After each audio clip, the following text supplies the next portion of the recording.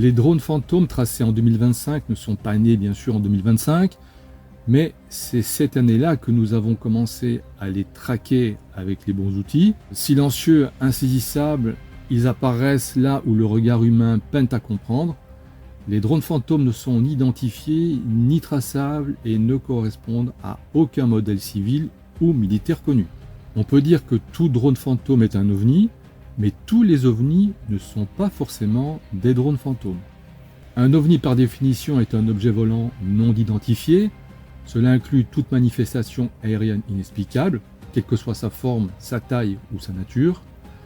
En revanche, ce qu'on appelle drone fantôme désigne une forme particulière d'ovni caractérisée par une absence totale de pilote ou de forme biologique visible, une signature thermique variable, voire absente, un silence absolu, même à très basse altitude, des manœuvres impossibles pour une technologie humaine connue et parfois une visibilité uniquement captée par des appareils sans perception directe à l'œil nu, en deux mots, les UAP.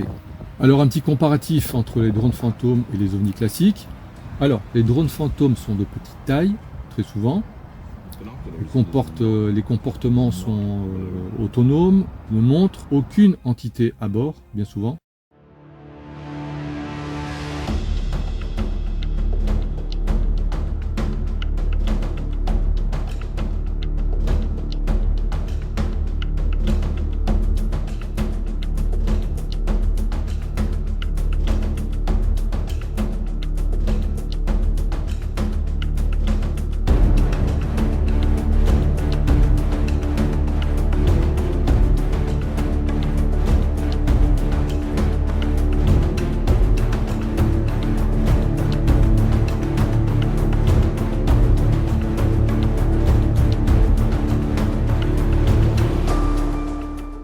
En revanche, l'ovni classique peut être de taille très variable, donc petite mais aussi très grande, parfois guidée, parfois en stationnaire, parfois tracée, parfois non, parfois visible à tous.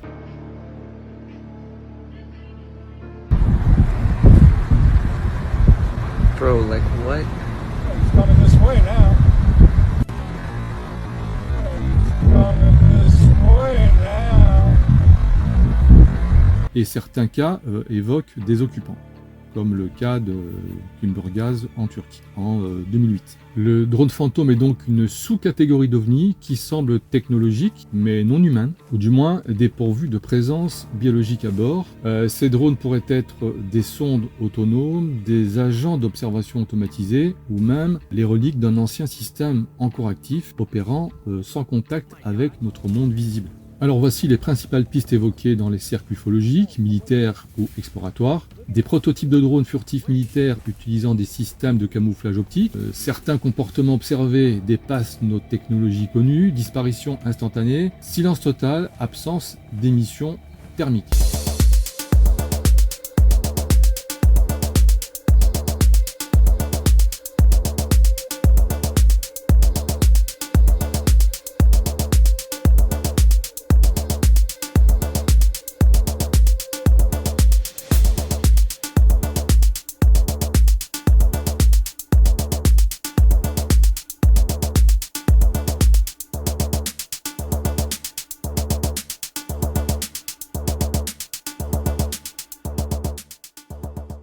Bien souvent, ce sont des engins issus d'une civilisation avancée, observant discrètement nos sites clés avec un comportement de type sonde autonome, parfois apparenté à des orbes intelligents, ce qu'on a de temps en temps au col en photo.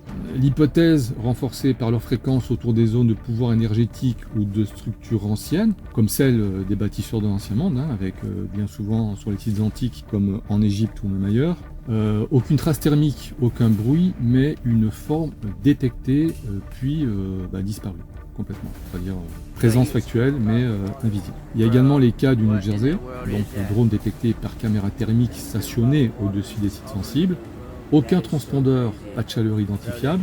Observation validée par plusieurs témoins, dont le personnel militaire. Rappelez-vous, au-dessus des bases militaires comme Lakenhead en Angleterre. Alors ce qui est très intéressant, en fait, on est arrivé à une rupture avec les anciennes méthodes. Par exemple, à l'époque, l'analyse reposait sur le témoignage humain, les impressions visuelles, les vidéos accidentelles. La communauté scientifique rejetait les cas non reproductibles ou non visibles, et notamment par le GEPAN. Donc aujourd'hui, on ne cherche plus à voir avec les yeux, mais à détecter avec des spectres et des fréquences. Grâce aux nouvelles technologies, les drones fantômes deviennent objectivables, corrélables, traçables à travers plusieurs filtres de mesure. Ça, c'est super important parce qu'aujourd'hui, on a d'autres outils pour lesquels on peut maintenant observer ce qu'on ne voyait pas avant, et notamment avec les jumelles nocturnes. Donc cela permet d'affirmer aujourd'hui que le phénomène des drones fantômes ou UAP n'est plus une hypothèse.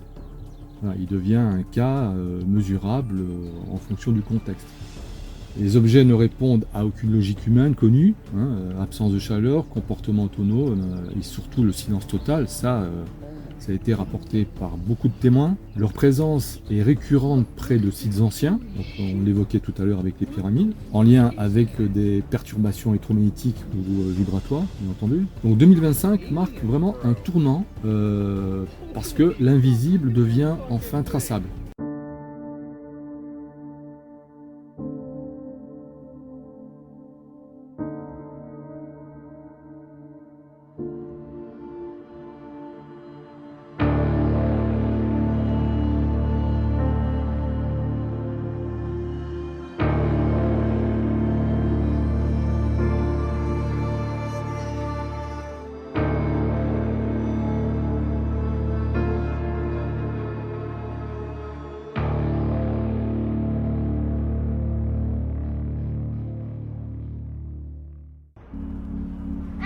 Anne.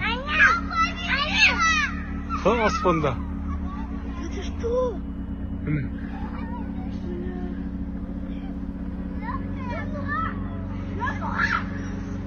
Anne. Бүгін нешесі? 1 май. Время қанша жаздың? 20-30. Et la science ne peut plus détourner le regard. On l'avait évoqué avec Titov il y a quelques années sur le terrain. On avait dit tous les deux, et surtout Titov en avait parlé, il avait dit le jour où la technologie sera vraiment très avancée et surtout axée au grand public, eh bien on pourra enfin voir ce qu'on ne voyait pas avant.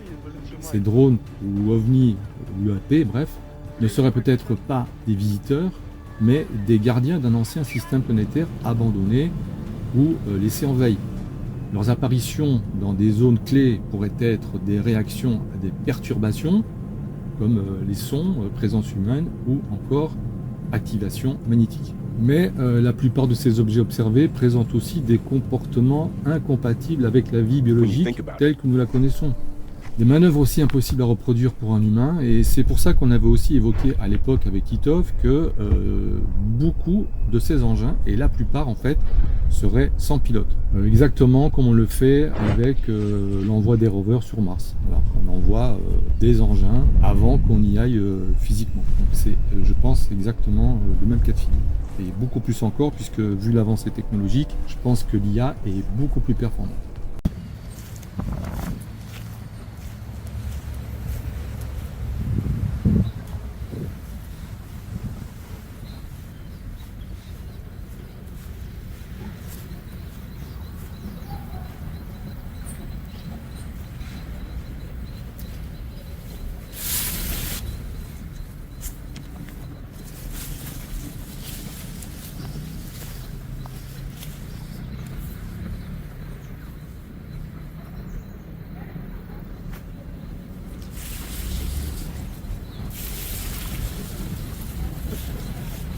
Ouf.